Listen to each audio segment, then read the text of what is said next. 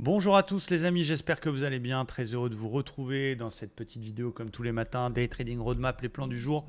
Après analyse et après le morning live que l'on fait chaque matin avec les abonnés et les membres de l'école Livestream. Voilà notre résumé.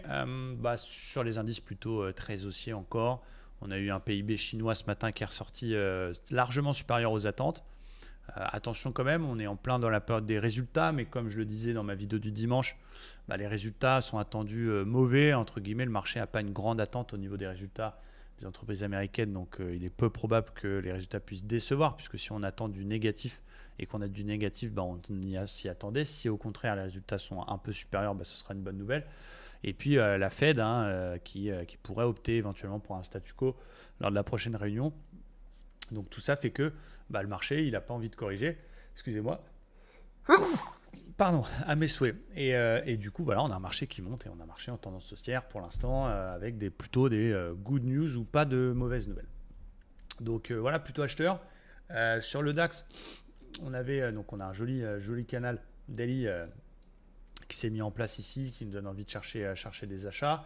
Et donc mon plan du jour, c'était soit d'attendre un petit repli sur une zone polarité. Donc il y avait deux zones qui m'intéressaient. Il y avait cette zone 880 très intéressante qui est la ligne de coup de la tasse à séquence en 4 heures, soit un repli sur le support léger oblique vers les 920 qui était bien.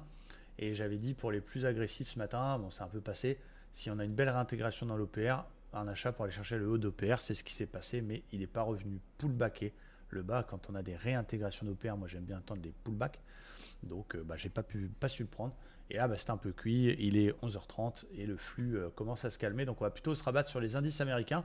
Voilà, plutôt à l'achat encore une fois. Et hier, on a fait un super trade sur le Nasdaq. Regardez, magnifique. J'ai fait un ratio de 2, donc ça fait la moitié de ma perf hebdo, 1%. Cette semaine, je vise 2%.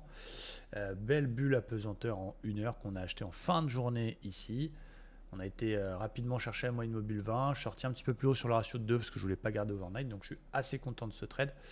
Le Nasdaq donc, est lui aussi dans une tendance très très haussière. On arrive quand même, attention, sur un haut de range. Attention à ne pas se faire niquer par une fausse cassure. Mais pour l'instant, on est en train de casser ce joli range. Donc j'aime bien moi attendre le petit pullback du seigneur. La petite confirmation par la recassure des plus hauts pour éviter de se faire avoir. Donc ça veut dire petit pullback. On confirme en cassant, c'est une supposition, c'est un scénario le plus haut. Et donc c'est là que je considère que la cassure pullback est validée pour continuer à faire des achats avec un premier objectif qui serait ce plus haut ici, donc vers les 350. Donc plutôt des achats. Après, on reste vigilant. On peut avoir une fausse cassure. Encore une fois, il y a des résultats d'entreprise. Il y aura Netflix demain si je ne m'abuse.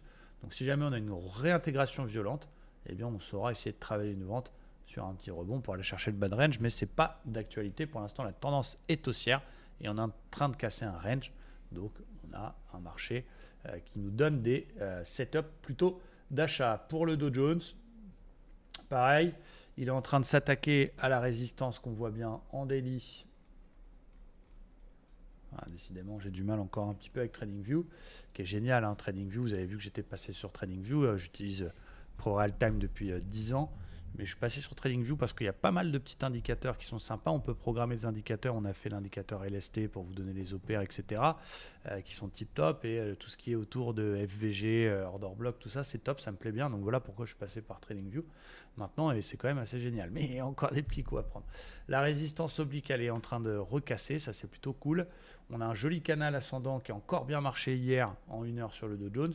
Bon voilà, est-ce qu'il va nous faire plaisir pour venir rechercher le bas de canal, voir l'ancien top de la nuit pour essayer de trouver un achat vers les 34 100. Ça va être mon plan. Donc plutôt des achats si on a la chance d'avoir un petit repli, un retour sur les plus bas là de la matinée pour essayer de travailler sur un point bas et pas se retrouver à acheter un top. Donc plutôt acheteur sur les indices pour l'instant jusqu'à changement de flux, ce qui n'est pas encore le cas. Voilà, j'espère que ça vous aide bien ces petites vidéos du matin. Merci à tous, très bonne matinée et à cet après-midi pour le scalping pour les membres de l'école. Ciao!